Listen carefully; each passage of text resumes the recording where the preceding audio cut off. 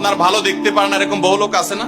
এই হিংসা করলে অনেক সময় বদনজর লাগে, বদনজর। আপনার ভালো কিছু হতে আরেকজনের জ্বালা পড়া শুরু হয়েছে, এর কারণে অনেক সময় মানুষ ক্ষতিগ্রস্ত হয়। বহুবার এই সূরা পড়ে তৎক্ষণাৎ একেবারে পড়ার সাথে সাথে আমি কার্যকরিতা আমার চোখে বহুবার দেখেছি, আলহামদুলিল্লাহ। নবী সাল্লাল্লাহু আলাইহি ওয়াসাল্লাম এক সাহাবীকে বলেছেন, তুমি কি জানো আজকে রাতে যে দুইটা সূরা আমার প্রতি নাজিল হয়েছে, যে আয়াতগুলো নাজিল হয়েছে, এইরকম আয়াত কোরআনে আরেকটা নাজিল হয় নাই। আমার বাসা বাচ্চার কোনো অসুবিধা হলে মাঝে মধ্যে আমার মিসেস বলতেন যে একটু দোয়া পড়ে খুদাও তো। আমি আমার মিসেসকে সাথে সাথে বলি, কেন, তুমি দিলে কি সমস্যা? অনেক সময় বাচ্চাকে নিয়ে আসেন, হুজুর একটু তাকে দোয়া পড়ে ফু দিয়ে দেন, একটু পানি পড়ে দেন। আমরা কি দোয়া পড়ি আজকে সেটা আমি আপনাদের সামনে ফ্ল্যাশ করে দিলাম, জানিয়ে দিলাম। আপনার যদি কোনো বিপদ হয়, আজকে অনেক ভাই প্রশ্নে লিখেছেন, অনেক সময় মানুষ বলে, ভাই আমার বাচ্চাটার এই সমস্যা, আমার ওই ওয়াইফের এই সমস্যা, আমার স্বামীর এই সমস্যা, আমার এই সমস্যা, আমরা আল্লাহর কাছে আশ্রয় চাইতে জানি না। আজকে শিখে যান, এই দুইটা সূরা নাজিল হওয়ার যে প্রেক্ষাপট, সেই ঘটনা শুনলে আমাদের ঈমান আরো বেড়ে যাবে ইনশাআল্লাহ। নবী সাল্লাল্লাহু আলাইহি ওয়াসাল্লাম একবার অসুস্থ হয়ে পড়েছেন এবং অসুস্থতাটা এত মারাত্মক ছিল যে আম্মা জান আয়েশা রাদিয়াল্লাহু তাআলা বলেছেন, অনেক কাজ তিনি করেন নাই অথচ তিনি বলতেন তিনি করেছেন, মানে তার মনে হতো তিনি করেছেন। আবার অনেক কাজ তিনি করেছেন তিনি ভুলে যেতেন, মানে এরকম একটা অবস্থা তার তৈরি হয়েছে যে স্বাভাবিক না অস্বাভাবিক, আমাদের অনেকের হয়।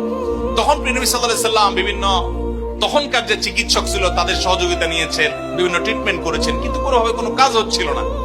আল্লাহ রাব্বুল আলামিন তার নবী সাল্লাল্লাহু আলাইহি ওয়াসাল্লামের চিকিৎসার জন্য দুইজন ফেরেশতা পাঠিয়েছেন। তাদের একজন ফেরেশতা নবী সাল্লাল্লাহু আলাইহি ওয়াসাল্লাম স্বপ্নে দেখছেন যে একজন ফেরেশতা তার মাথার কাছে এসে দাঁড়িয়েছে নবী সাল্লাল্লাহু আলাইহি ওয়াসাল্লামের, আরেকজন ফেরেশতা নবী করিম সাল্লাল্লাহু আলাইহি ওয়াসাল্লামের পায়ের কাছে এসে দাঁড়িয়েছে।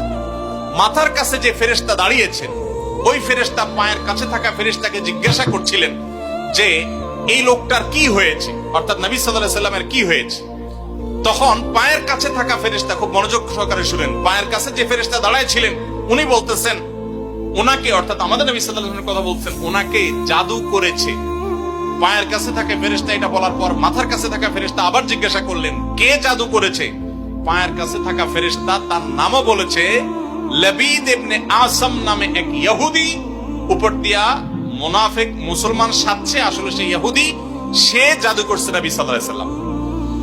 এটা বলার পর আবার মাথার কাছে ফেরেশতা জিজ্ঞাসা করলেন, জাদুটা কোথায় আছে, কিভাবে করেছে? তখন বলা হলো যে চুলে জাদু করেছে, জাদুর মন্ত্র পড়ে চুলে গিরা দিয়েছে, গিরা দিয়ে জাদু করেছে। এরপর আবার মাথার কাছে ফেরেশতা জিজ্ঞাসা করলেন, জাদুটা কোথায়, জাদুর সেই সুতাটা, সেই ইয়েটা কোথায় রাখা আছে? তখন পায়ের কাছে থাকা ফেরেশতা, এগুলো আল্লাহর পক্ষ থেকে ওহী নিয়ে আসছেন, ওনারা জানেন, আল্লাহ ওহীর মাধ্যমে তাদের জানিয়েছেন।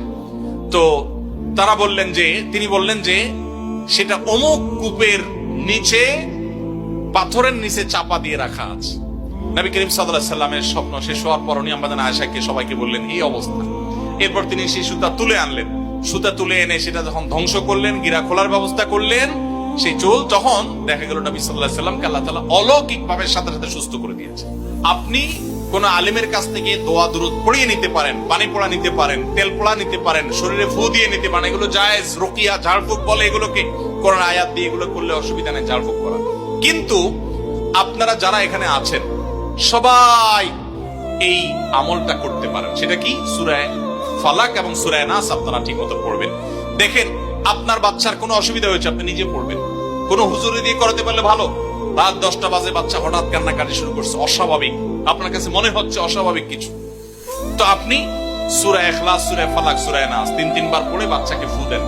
যদি আল্লাহর প্রতি ইয়াকিন থাকে আপনার, আল্লাহর শপথ করে বলছি, আমি নিজে